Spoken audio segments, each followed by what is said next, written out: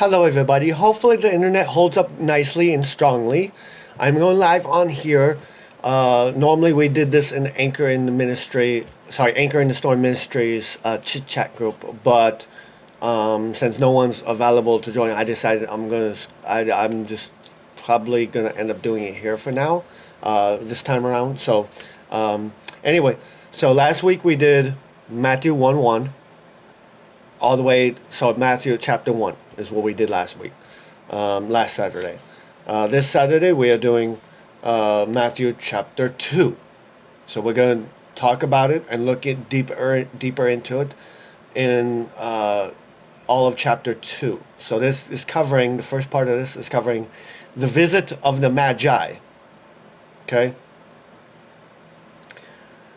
After Jesus was born in Bethlehem, in Judea, during the time of Herod, Magi from the east came to Jerusalem.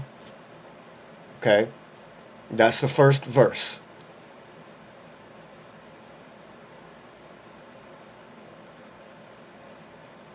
Now, just for definition, we're going to look at what in Jerusalem is a Magi.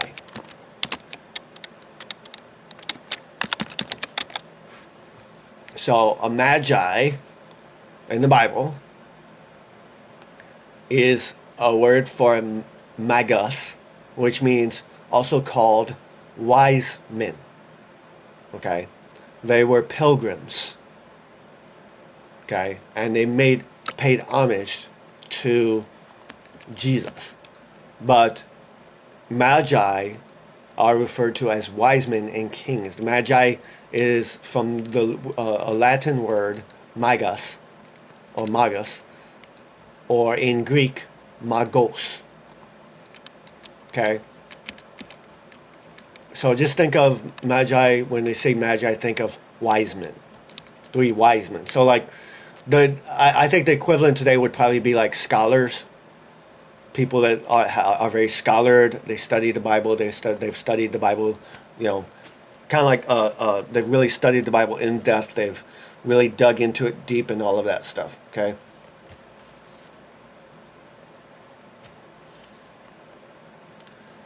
The next verse. And they asked, "Where is the one who has been born King of the Jews?" Okay. Who has been born King of the Jews? "We saw his star in the east and have come to worship."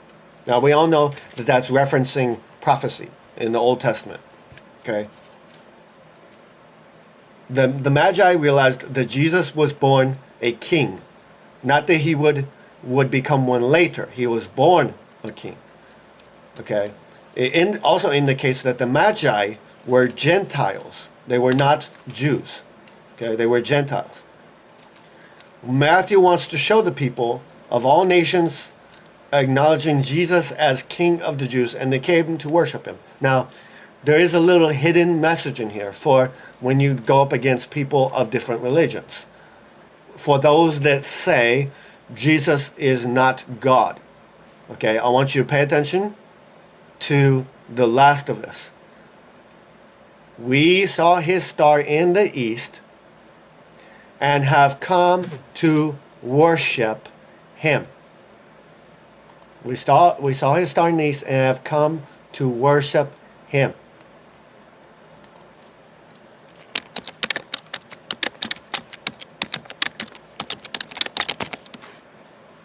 Okay. We saw his star in the east and we have come to worship him. So the point is, if Jesus is not God in the flesh, the deity, okay? And when I say God, I mean Jesus is God, the deity, not Jesus is God the Father. 2 different things. But if Jesus is not God in any kind of way whatsoever, okay, like how many of the cults say, then by worshiping Jesus, as that verse says, it is committing idolatry and sin. And that is something that God does not allow. Okay? You understand? God does not allow for idolatry to be good thing. It's always a bad thing. Okay? So that's the first part to note. Okay?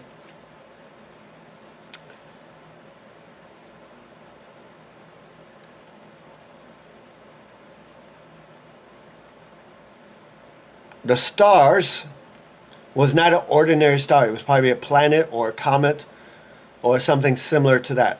Maybe it's in conjunction with Jupiter or Saturn or other astronomical phenomenon. References for that are Numbers 24:17. So if we jump back to Numbers and we look at where 24:17,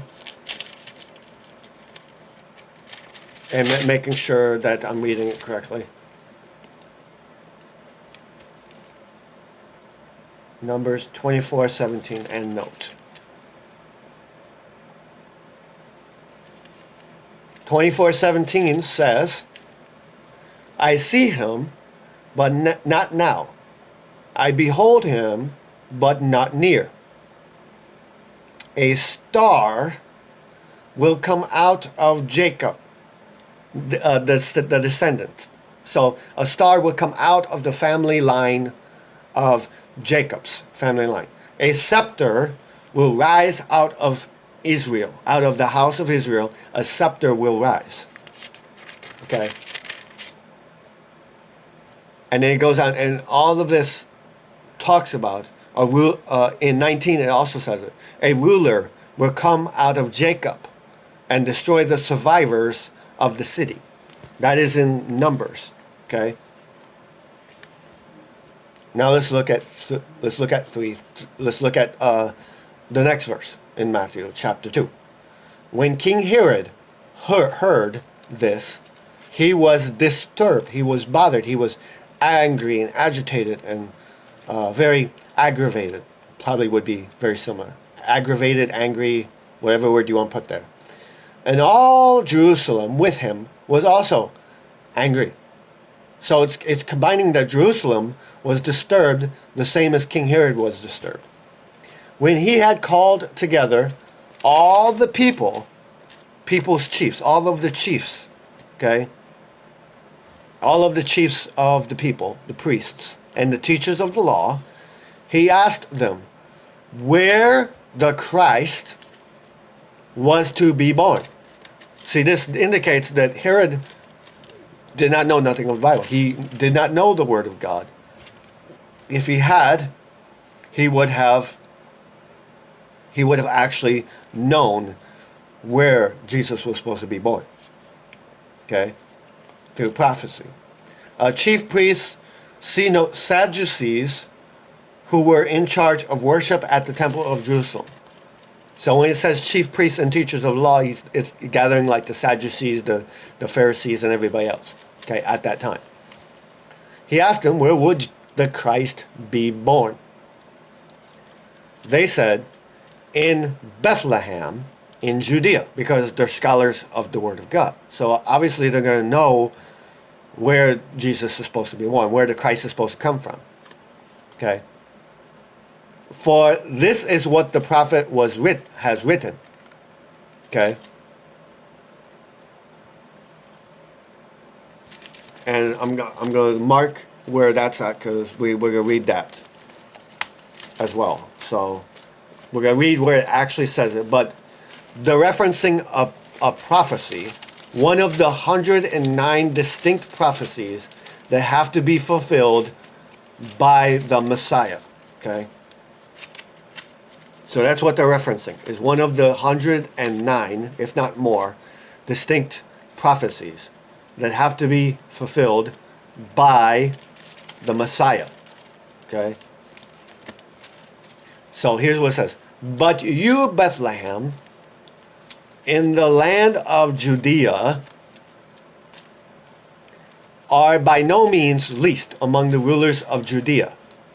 For out of you will come a ruler who will be the shepherd of my people Israel. Now at the bottom of in the notes it says see Micah 5:2. So see Micah 5:2, which I'm about to read to you, Micah 5:2, which says, But you, Bethlehem, Ephrathah, though you are small among the clans of Judea, out of you will come for me one who will be ruler over Israel, whose origins are from of old, from ancient times. So this is referencing that his origins of the Messiah will not only be, it's twofold. It means it's not only being a bloodline of old bloodline. And we read that in the first chapter of Matthew, where the genealogy going all the way back from Abraham all the way down to Jesus, right? But this is also referencing the ancient times, meaning times before creation.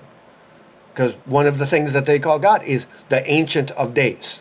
He's ancient. He has no time frame. Okay? He's always existed. He's never been created. Okay? He's existed forever, in other words.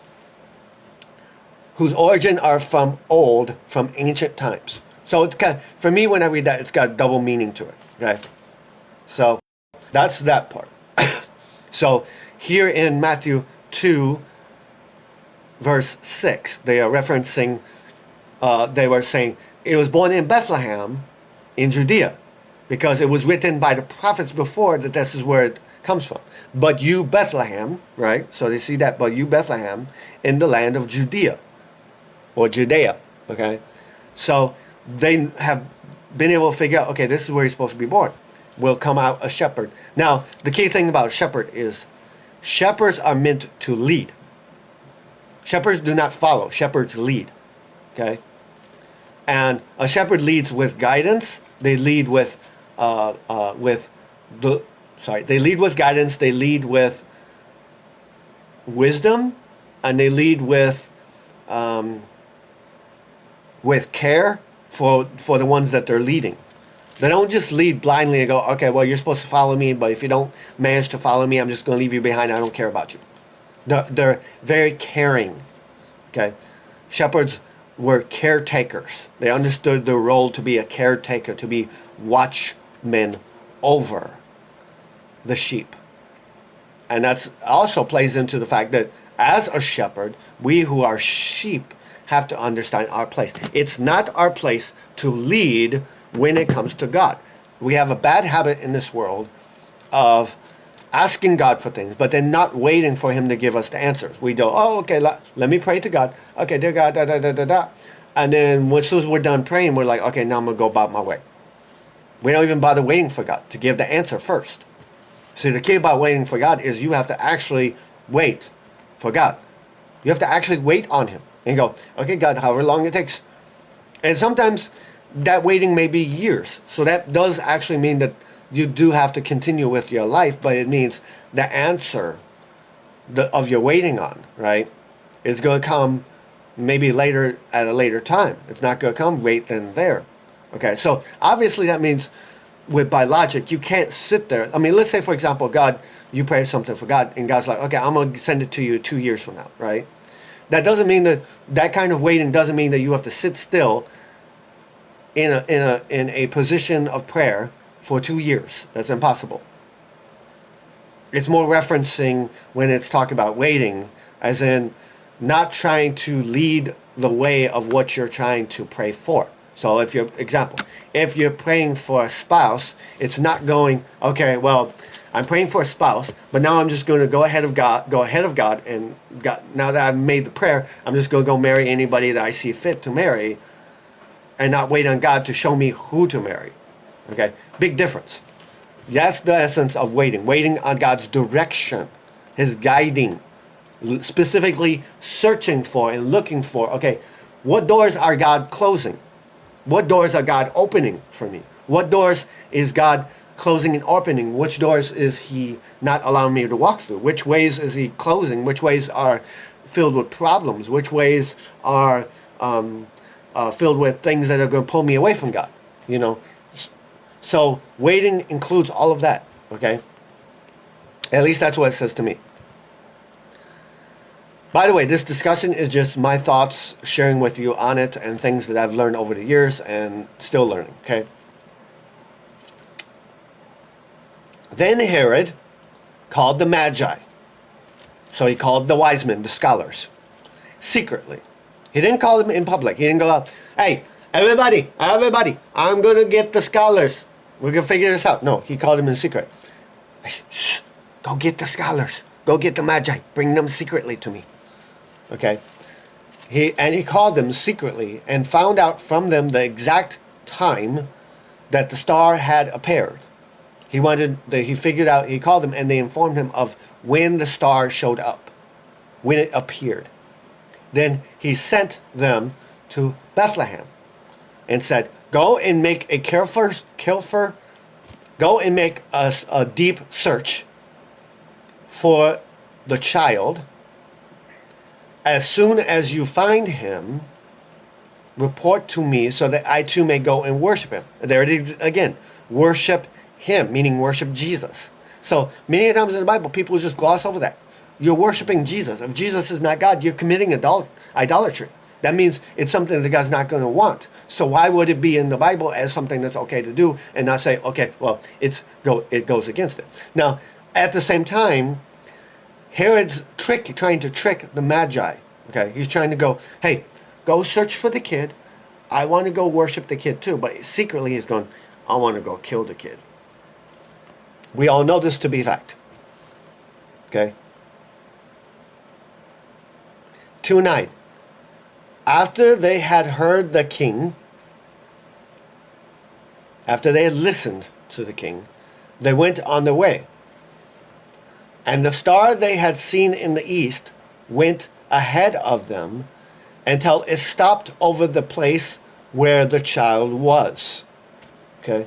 So this is referencing a supernatural, because the star is actually moving. Okay? Like when you see a star in the sky, it's stationary, right? This is referencing a miraculous star that's actually moving. Okay? Or it may seem like it's moving, perhaps. We know that from perspective, we look at a star, as we move, it looks like it's moving. Like whatever direction, it looks like it's, as the world, like you watch a star, like during nighttime, right? And the star starts off at the beginning of the night over here, but then it looks like it's moving all the way over to the... So, for me, that's referencing that God used the spinning of the earth to move the star so that the star would lead the men to where Jesus was born. Okay? That's combining science with Bible, just to let you know. Okay? Okay? And it stopped over the place where the child was. Verse 10. When they saw the star, they were overjoyed. They were thrilled. Like, it would kind of be like, this is the most awesome, most amazing moment of your entire life. Is how they would have viewed that. Overjoyed means your joy, you have so much joy that's overflowing, that you're just speechless, you're in awe, you're like, you know. Okay. Verse 11. On coming to the house, they saw the child with his mother Mary, and they bowed down and worshipped him. They bowed down and worshipped him. Okay? They bowed down and worshipped him. Again, the same word, many times spoken of in a positive way, not a negative way. They bowed down and worshipped him. Jesus, the Christ. Okay?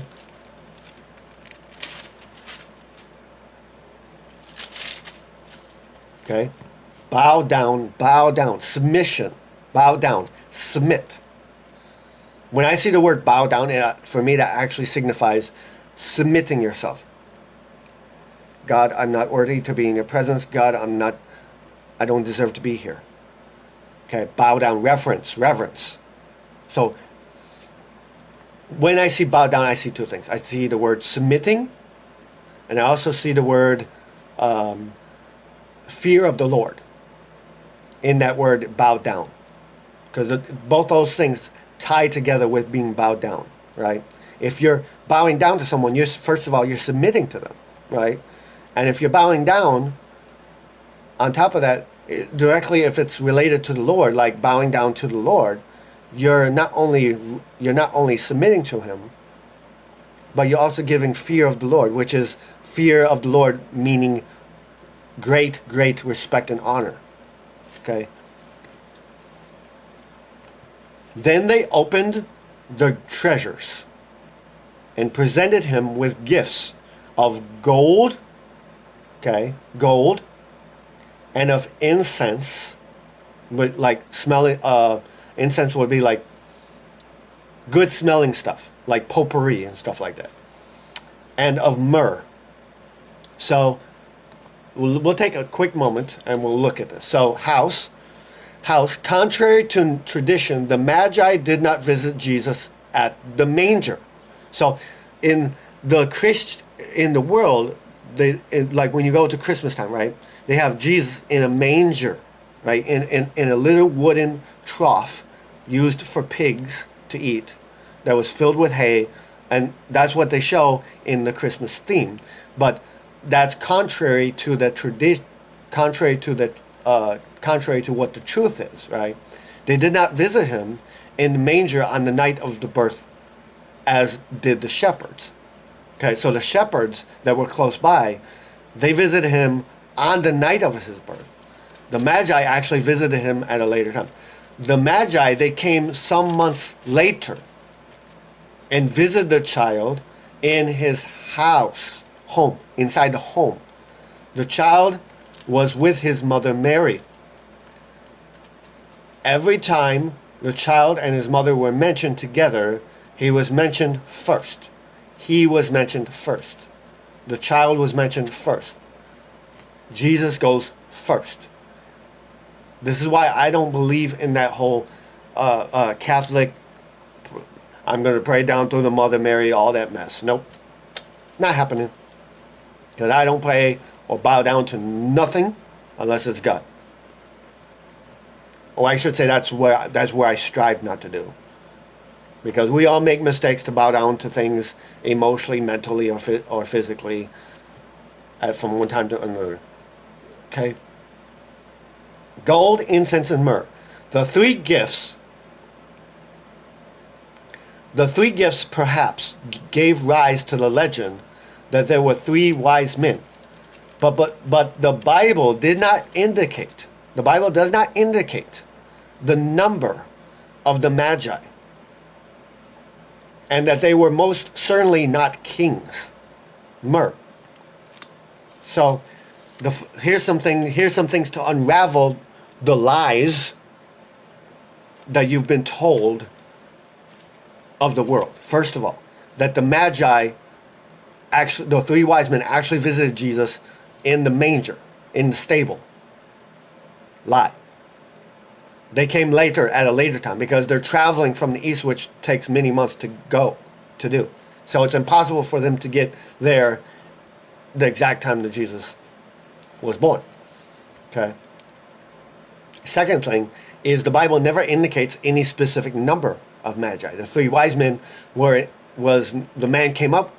three wise men was made by man by seeing three different treasures being represented. When they say, and they presented to him three gifts, gold, incense, and myrrh. So they go, okay, three. That must mean it's just three people. They assumed, in other words. The word Magi says, here it called the Magi. Does it say a number? No. Does it say that the Magi who found Jesus, does it say a number? No. Okay. There is no number related to the word Magi. Okay? So that could have been any number, right?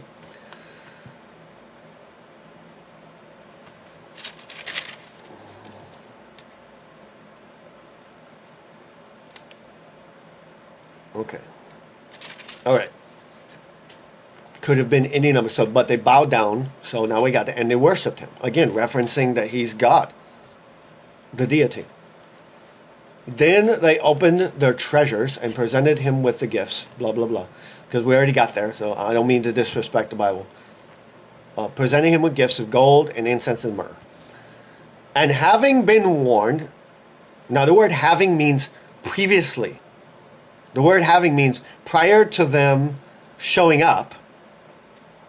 Prior to them showing up to see Jesus, they were warned. Okay, so when it says the word having been, that means they had the dream prior to seeing Jesus. Not after seeing Jesus, prior to. Okay? That's what the English word having been. I'm having been slept well. I having been had a dream. Today's word, if that was in today's English, it would have been, and they had a dream prior. Okay? Having means something that has already taken place. Okay? Or had would probably be, but this is more referencing recently. Having been. The word been. Been. Been means already done. Already happened. I have been to the restaurant. That means I have already gone to the restaurant. I have been to this store. Means I've already been there. I've already gone there. Okay? And I'm already back again. So it's something previously. And having been warned in a dream not to go back to Herod. So even though mankind has one plan, God always has a better plan that trumps any plan that mankind has. Okay? Mankind may think they know all the smarts of things and, oh, we're so smart, we're going to accomplish this and this and this and this and this. And God goes, nope, sorry, I got other plans. God makes, basically, let me put it this way. God's weakest thought makes us look dumb as all get out. Okay? There's actually a verse about that. So something about God's weakest, or God's weakness is way stronger than our most strongest moments. It's referencing the huge distance and the huge gap in between what God has and what mankind can do. Okay. Anyway, having been warned in a dream, okay, not to go back to Herod, they returned to their own country. Now that's referencing how long it took. They are from another country. You got to remember, back then they didn't have cars. They didn't have planes.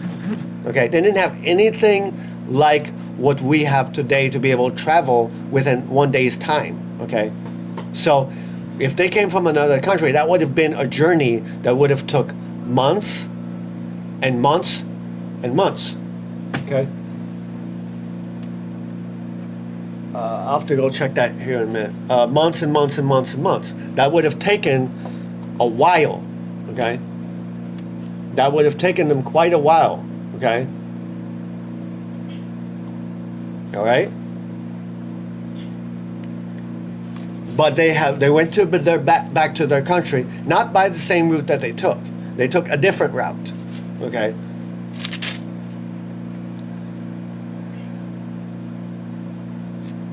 So now we're looking at the escape to Egypt. So for Sister Famin or Sister Bing's question about where did they run to, here's your answer. They escaped to Egypt. When the Magi had gone, an angel of the Lord appeared to Joseph in a dream. Okay? Get up, he said. Take the child and his mother. Okay? Take the child and his mother. Again, child is said first, then the mother. Referencing Christ is the leader. We're the follower. Okay? Take the child and his mother and escape to Egypt. Now there's a secret connection there, if you pay attention. The word escape. We just went over not too long ago that God, when you are tempted, God will always provide what? An escape. Wow. Powerful. Escaped to Egypt, a way out. When you are tempted, God will always provide you a way out. Stay there until I tell you, for Herod is going to search for the child to kill him. So the angel's warning Joseph ahead of time. Hey, go here, get out of here, because they're going to try to kill Jesus before he's even old enough to defend himself. Okay?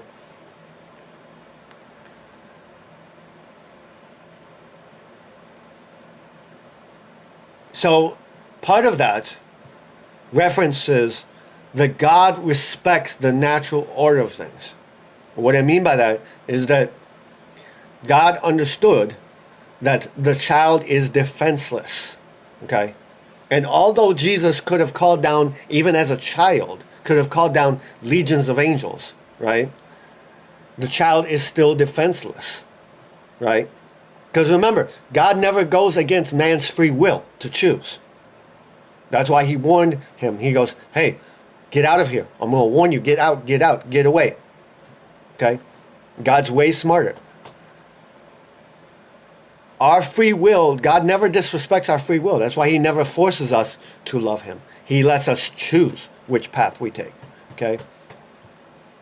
So Joseph, he got up, took the child and his mother, again, child come first, during the night, in the middle of the night, and left for Egypt. So he went to Egypt. That's where he went first. He went from Bethlehem, went to Egypt, stayed in Egypt until Herod died, where he stayed until the death of Herod. And now comes the part as to why. Why did that happen? And so was fulfilled what the Lord had said through the prophet. Out of Egypt I call my son. So the verse 14, let's see.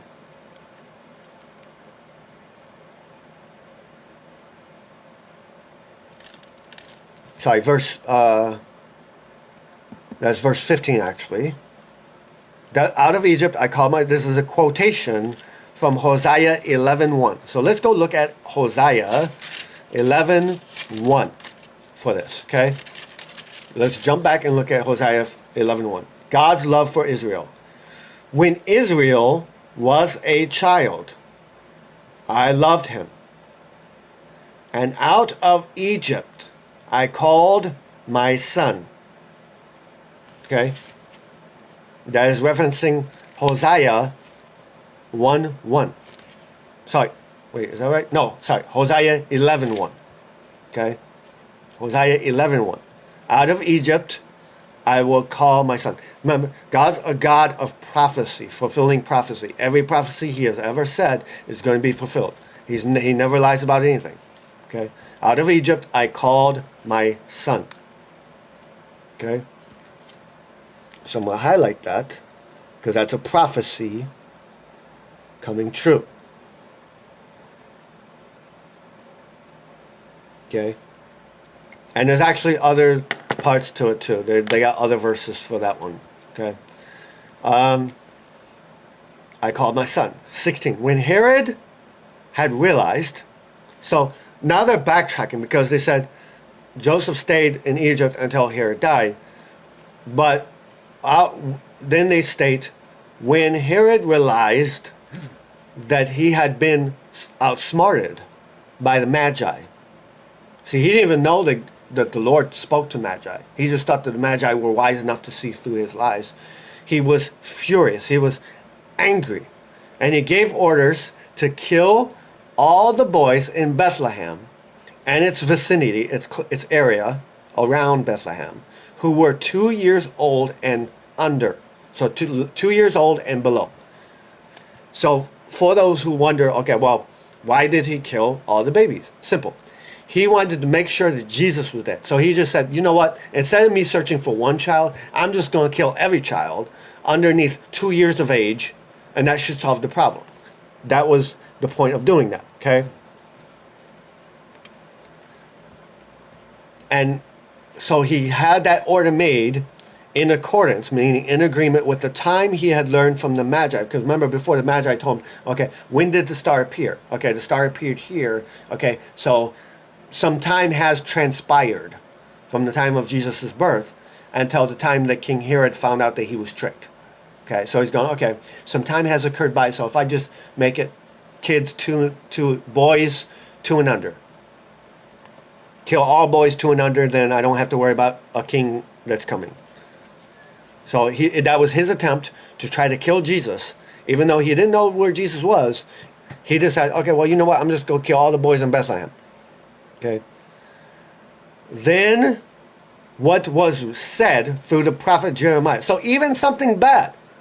Okay, listen to this. Even though something bad had occurred, which is the killing of all these babies, right? God still fulfilled his prophecy through the prophets in doing that. Listen to this. Okay. Then what was said through the prophet Jeremiah, this is in the book of Jeremiah, was fulfilled. A voice I heard in Ramah, weeping in great mourning.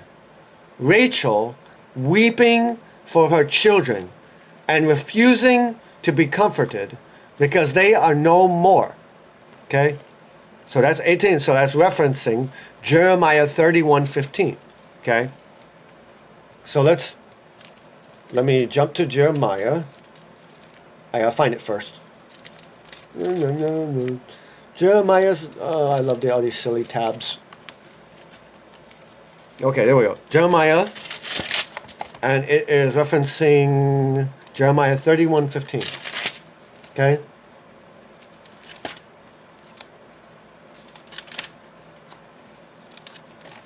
So, alrighty then. So Jeremiah 31:15. So this is another fulfillment, and it exactly says that. Here's what Jeremiah 31:16. Sorry, 31:15. Jeremiah 31:15. And I'm highlighting it. Okay. This is what the Lord says. A voice is heard in Ramah, mourning and great weeping, Rachel weeping for her children and refused to be comforted because her children are no more. Okay? This is in Jeremiah. So, again, something that has occurred, even though that event is bad in your life, even though, so it's kind of giving you an idea that even though some things come in your life that are difficult and don't seem like they're good, God can still use them for good. Okay? He can still use them for his purposes. And that's what happened here. Herod, out of his free will, right? Out of the free will that God respects, chose to kill all the babies who were 2 years and under. Okay? And he killed all the babies that were 2 years and under. And even though that was a bad action, there's no good in that. That's an evil action. Okay? Out of that evil action, God still made it to where his prophecies are fulfilled, even through that, even through a bad situation. Okay, so if God spoke something into your life, it doesn't matter whether it comes out of a good situation or a bad situation, God's going to bring it. Okay, so that's what I want to say to you. Okay,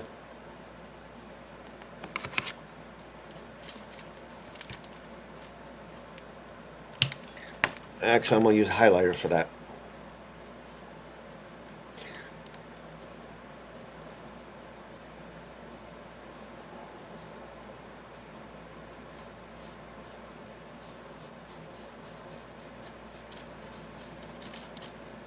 Okay. So now we're on to the last part of Matthew chapter 2. Okay. The return to Nazareth.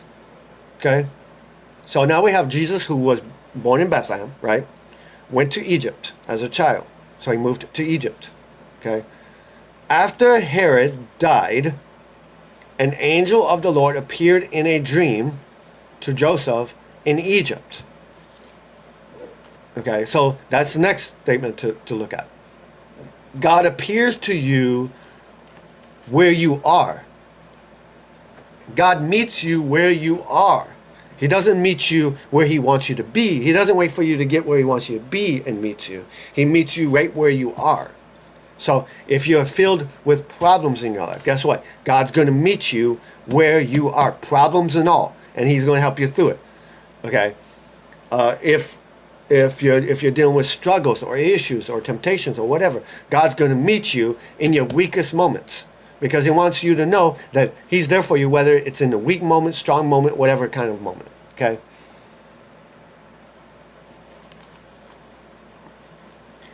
And the angel of the Lord said to Joseph, "Get up, take the child and his mother," again, child first, then the adult, "and go to the land of Israel," the land of Israel. "For those who are trying to take the child's life are dead." Their life has ended.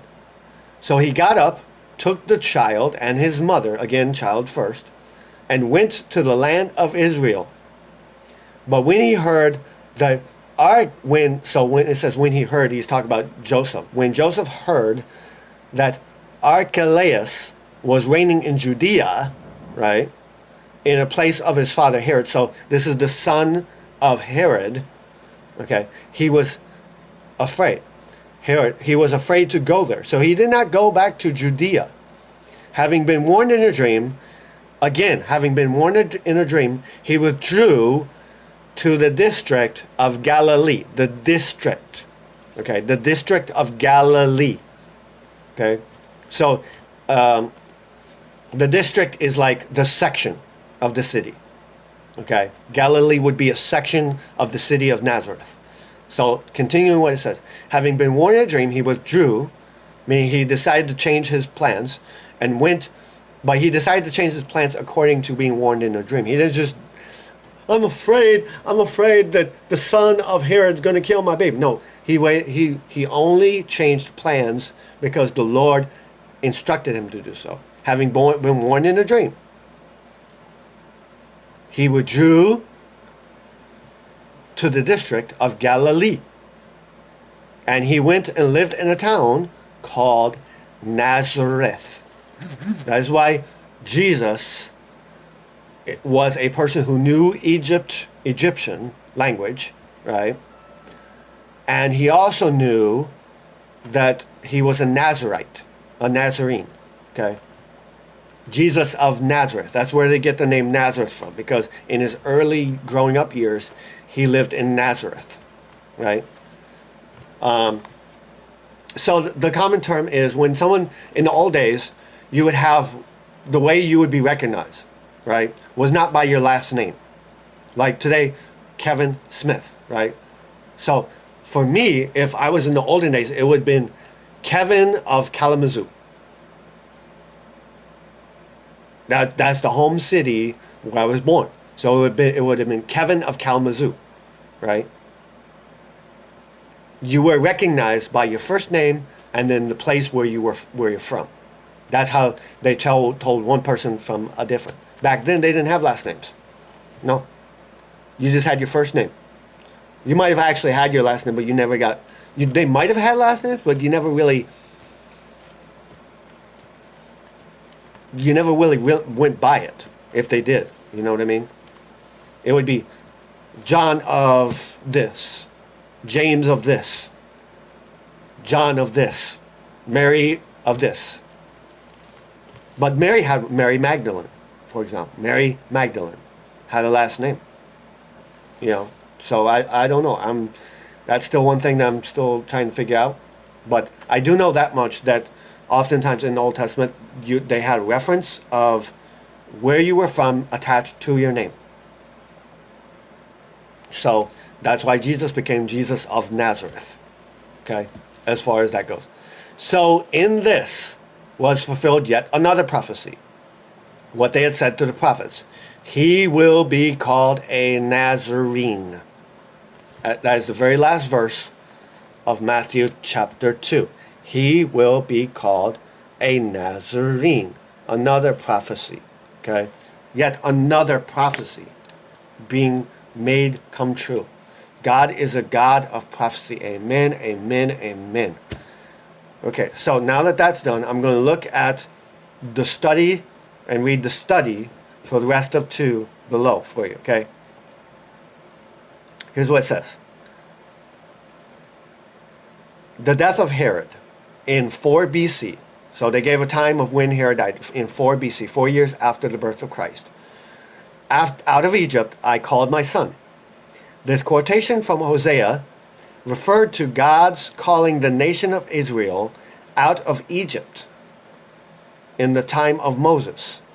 But Matthew, under the inspiration of the Spirit, applies it also to Jesus. He sees the history of Israel, God's children, recapitulated in the life of Jesus, God's unique son. Just as Israel as an infant nation went down into Egypt, so the child Jesus went there.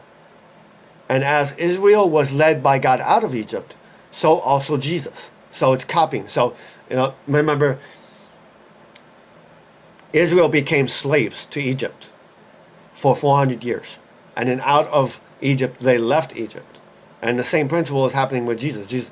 Okay, I'm going to send Jesus to Egypt and then pull him out of Egypt. Okay.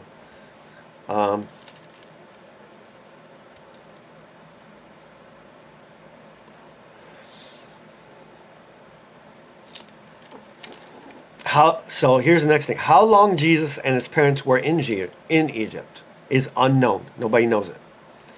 In verse 2:16 it says, kill all the boys, 2 years old and under. The number killed has often been exaggerated as being in the thousands. In so small a village as Bethlehem, however, even with the surrounding area included, the number was probably not large. It was probably less than 1,000. It probably would have been a couple of hundred kids, I would say, just for reference. Because when it said town of Bethlehem, that's a small town. It's not a large town, small town. Okay, and even including the areas around it, those are also small towns. Okay, so it would have been maybe only a couple hundred kids killed, but still, that's still a brutal act, nevertheless. Okay. Archelaus, the son of Herod the Great, ruled over Judea and Samaria for only 10 years. Only 10 years. From 4 years BC, meaning 4 years before Christ, all the way to 6 years after the death. Okay, AD. He was unusually cruel, meaning he was not a nice guy, he was mean, and he was a tyrant. Okay, so that's why the angel of the Lord warned Joseph not to go back. Judea then became a Roman province. It became property of the Roman Empire. Okay, it was administered by the governors appointed by the emperor. This is how later this is how the Romans later so you see what's going on. When the son of Herod took hold, right, he started making ties with Rome, okay? And when that happened, according to what it says here, that's how the Romans became being there when Jesus was around. Because you remember Pontius Pilate, right? Pontius Pilate was a Roman citizen, right? And all throughout the times of Jesus, Roman citizenship, okay? Romans, right? This is how they became landing in that area, okay? Administered by governors appointed by the emperor of Galilee, page 1468. So there's a map here, okay?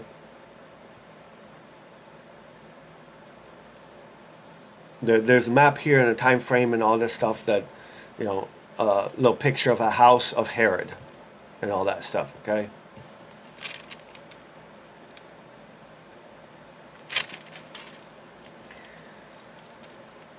Reading on. Nazareth. It's a rather obscure town. It's a tiny little town, nowhere mentioned in the Old Testament. It was Jesus' hometown. Okay, it was only mentioned in the New Testament. Nazareth was never mentioned in the Old Testament. That it says. He will be called a Nazarene. That's the only part that was mentioned in the Old Testament. He will be called a Nazarene. Those exact words that he will not be found in Nazarene are not found in the Old Testament, and probably refer to several Old Testament prefigurations or predictions that the Messiah would be disposed. For in Jesus' day, Nazarene was virtually a synonym for despised. So anybody that was from Nazarene, they were very despised, disgusted. You were nasty. You were looked down upon. Okay. Some hold that in speaking of Jesus as a Nazarene, Matthew might have been alluding to the branch in Isaiah 11:1, since the word also appears in the Targums in Nehemiah 8:8. Literature and the Dead Sea Scrolls as the messianic title, a title for the Messiah, in other words. Okay, so there you guys go. We got reading of Matthew chapter 2 and what has been shared, as well as the connection that it has to the Old Testament. Okay, so thank you guys for joining. I hope that you guys see this video. I hope you enjoy it. I'm sorry that nobody wanted to join on the video call in the thing, so I went to the live for this. So thank you guys. I just want you guys to have this. Thank you.